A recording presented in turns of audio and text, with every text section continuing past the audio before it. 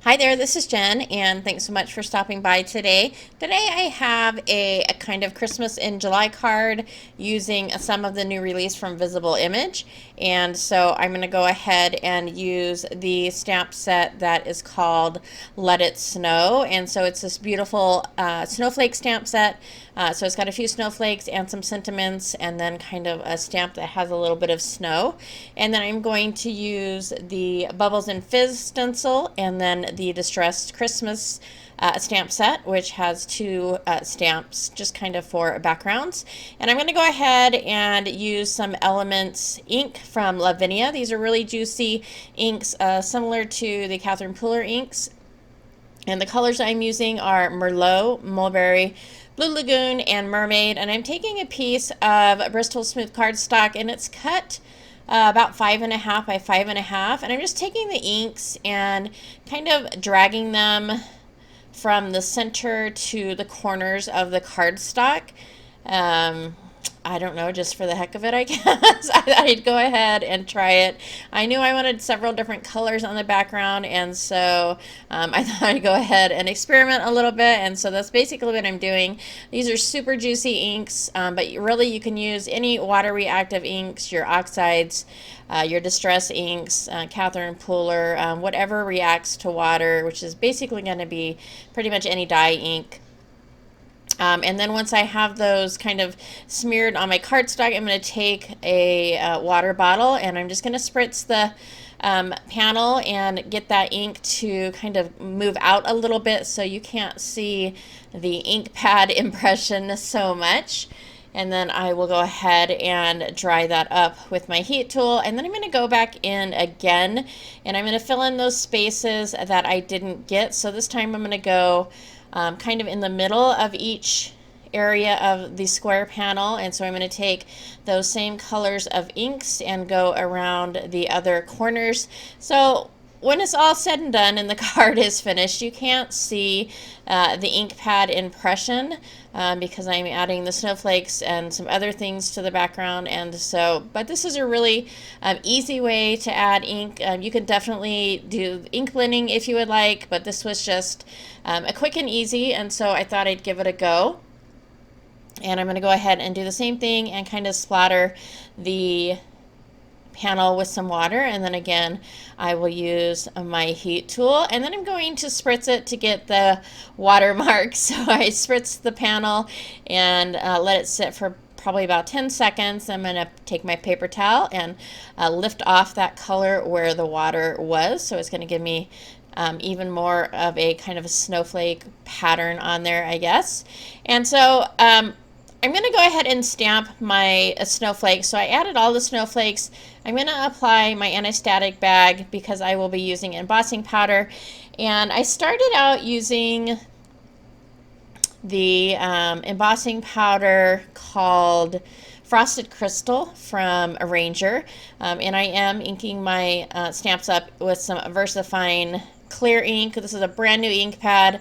I don't know how it happens, but every clear embossing ink pad I have tends to have some other color on it from me doing something, and so I went ahead and I just bought a new one, and hopefully I can just use this for stamping and that's it, and I won't have any transfer of color. But again, I'm using the Frosted Crystal, and it gives a very, very faint impression.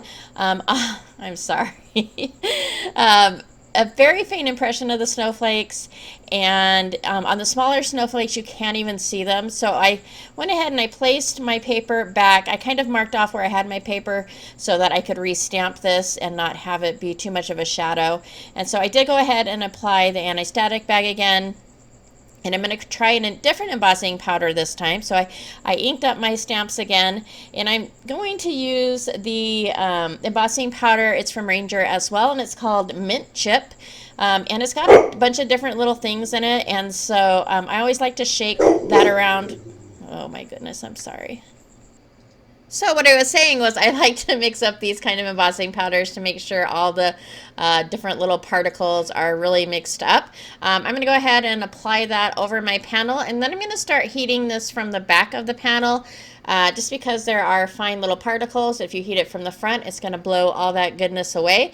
And so I start by heating it from the back, and then once that is good and melted, I just go over the front one time to make sure it is completely melted. And then I'm going to take the stamps from the Distress Christmas stamp set, and I don't recall which ink I'm using. It's one of the inks that I did for the background. I am just stamping in the ink, stamping off on a paper once or twice, and then stamping that around the card. And then I got a little bit too much white acrylic paint. It wouldn't come out of the cap. It was a little bit dried up, and so I took the cap off, and it made a big mess. And so what I ended up doing was I tapped the stamp in the paint and then kind of tapped off a little bit and then wiped off the stamp. And then when I stamp up the stamp to actually stamp on the card, I use the area that I stamped off on and not that big puddle, so that it gives a better impression. That puddle is just a little bit too thick. I do end up spreading it a little bit,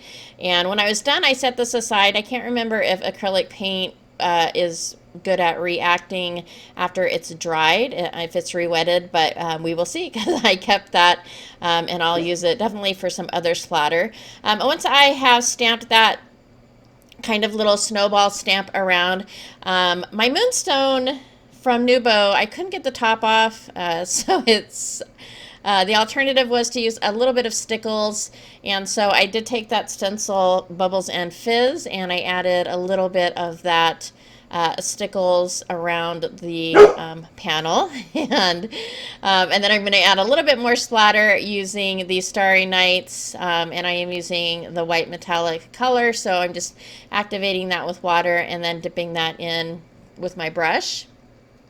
And then the black panel is a little smaller than 6 by 6, and then again, this panel right here is about 5.5, I believe. And so it fits nicely in a 6 by 6 envelope, but honestly, I don't usually mail out 6 by 6 cards. Usually these will go in a box that I'm sending for Christmas or in person, so I don't have to pay extra postage.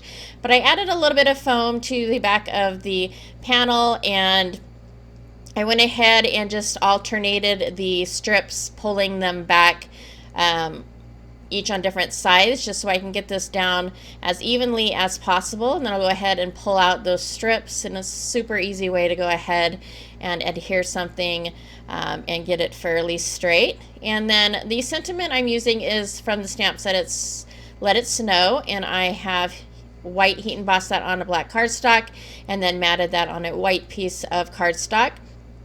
And I'm adding a little bit of thread, and so I have taken a glue dot, and I have placed that where I want the sentiment to go, and then I'm going to add the kind of little sparkly thread to that area. I am so sorry about the dog. I don't know what it's nighttime and he's barking at something that he thinks he sees outside. So I do apologize. But I went ahead and I added that thread, and then I added a foam to the back of the sentiment. And that's going to do it for this card. I hope you enjoyed, even with the dog barking. So if you did like this video or find it informative, please go ahead and give me a thumbs up. As always, I thank you so much for spending some time with me today, and I hope to see you next time.